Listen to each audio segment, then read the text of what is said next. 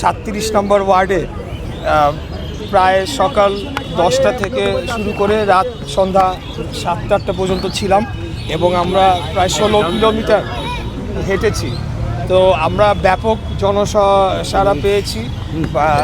ওই আমাদের যে আসনের যারা রয়েছে আমরা যখন গিয়েছি তারা অত্যন্ত উচ্ছ্বসিত ছিলেন এবং তারা অধীর আগ্রহে অপেক্ষা করছেন আগামী 12ই ফেব্রুয়ারি ভোট কেন্দ্রে গিয়ে ভোট দিয়ে তাদের জনপ্রতিনিধি নির্বাচিত করার জন্য তারা অপেক্ষা করছেন। আমরাও সবাইকে উদ্বুদ্ধ করেছি সবাই যাতে ভোট কেন্দ্রে যায় এবং তাদের ভোটাধিকার প্রয়োগ করে যাতে ভোটার টার্ন আউটটা বেশি হয়। আর এর পাশাপাশি আমাদের যে স্থানীয়ভাবে যে সমস্যাগুলো রয়েছে, যেমন আমাদের গ্যাস সংকট এখন মারাত্মক আকার ধারণ করেছে, রাস্তাঘাট ভেঙে চুরমার ধ্বংস হয়ে গিয়েছে, বিভিন্ন জায়গায় খোলা ড্রেনেজ আমরা দেখতে পেয়েছি যেখানে নর্দমার মতো পানি জমে রয়েছে। এর পাশাপাশি আমাদের এখানে জলাবদ্ধতা, দূষণ এবং ট্রাফিক যানজট সহ নানাবিধ সমস্যায় জর্জরিত আমাদের এই পুরান ঢাকার অঞ্চলটি। পাঞ্জাবের জগতে একটি বিশ্বস্ত নাম শাবাব এথনিক ওয়্যার। তো সেই সমস্যাগুলো যেমন আমরা সমাধান করার প্রতিশ্রুতি দিচ্ছি, পাশাপাশি দীর্ঘমেয়াদে আমরা বাংলাদেশে যে সংস্কারগুলো করতে চাই, আমরা স্থায়ীভাবে একটা তত্ত্বাবধায়ক সরকার ব্যবস্থা প্রতিষ্ঠা করে বাংলাদেশে গণতন্ত্রটা স্থায়ীভাবে প্রতিষ্ঠা করতে চাই, এই কথাগুলো আমরা বলেছি। এবং বিগত দিনে যে সকল গণহত্যা সংগঠিত হয়েছে, যে সকল গুম খুন হয়েছে, সেগুলোর আমরা সঠিক বিচার করব সেই প্রতিশ্রুতি আমরা দিচ্ছি। আর আমরা সকলের কাছে হ্যাঁ ভোটের জন্য প্রচারণা চালাচ্ছি।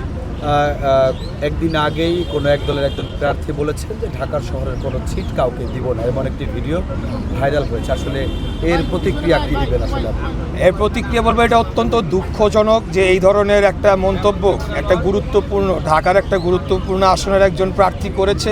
আমি বলবো যে এই কথাগুলো তারা এখন একটা হাস্যরসে পরিণত হয়েছে। এই কথাগুলো তারা বলছে কেবলমাত্র তাদের নেতাকর্মীদের উজ্জীবিত রাখার জন্য। আমরা যদি ঘোষণা দেই তাহলে ঢাকা শহরে জামাতের প্রার্থী রাস্তায় নামতে পারবে না, সেটা জামাত হোক বা ইয়েই হোক। কিন্তু আমরা আন্দোলন সংগ্রাম করে এই জায়গায় আসছি, আমরা ভেসে আসি নাই। আমাদের দীর্ঘ 17 বছরের ত্যাগ রয়েছে, আমাদের বহু ভাইদের রক্ত রয়েছে। তারা কোথায় ছিল? তারা তো হঠাৎ করে বের হয়েছে 5 তারিখের পরে, অগাস্টের 24-এর পরে এই গুপ্ত বাহিনী তারা হঠাৎ করে উদয় হয়েছে বেশিরভাগই।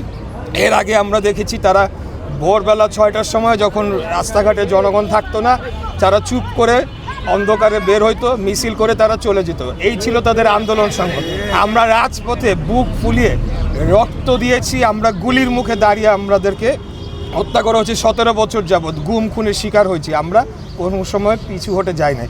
তাই এখন যেটা বলছে, তারাও জানে যে তাদের সব ঢাকা শহরের সবগুলার জামানত বাজেয়াপ্ত হওয়ার সমূহ সম্ভাবনা রয়েছে, এটা তারাও ভালোভাবে জানে। এটা কেবল তাদের নেতাকর্মীদের উৎসাহ জাগানোর জন্য তারা করছে। আর যদি তাদের অন্য কোনো চিন্তাভাবনা থেকে থাকে তাহলে বলে দেব যে ইলেকশনের অনেক আগেই আমরা তাদেরকে ক্লোজ করে ঢাকা থেকে বিতাড়িত করে দেবো, এটা আমি বলবো। আপনার এই এলাকাটা তো অনেক গুরুত্বপূর্ণ এলাকা, আপনি যে আসনটিতে নির্বাচন করছেন, আসলে এখানে দুর্নীতি, চাঁদাবাজ এ বিষয়ে নিয়ে কী কাজ করবেন? আমরা আরেকটা প্রতিশ্রুতিও দিচ্ছি যে সকল এখানে ব্যক্তিবর্গ তারা অবৈধভাবে বিভিন্ন জায়গায় স্থাপনা নির্মাণ করছে, ফুটপাতে অবৈধভাবে স্থাপনা নির্মাণ করছে, রাস্তায় স্থাপনা নির্মাণ করছে এবং সেখান থেকে চাঁদা তুলছে, এদের ব্যাপারে আমরা 0 টলারেন্স নীতি গ্রহণ করেছি।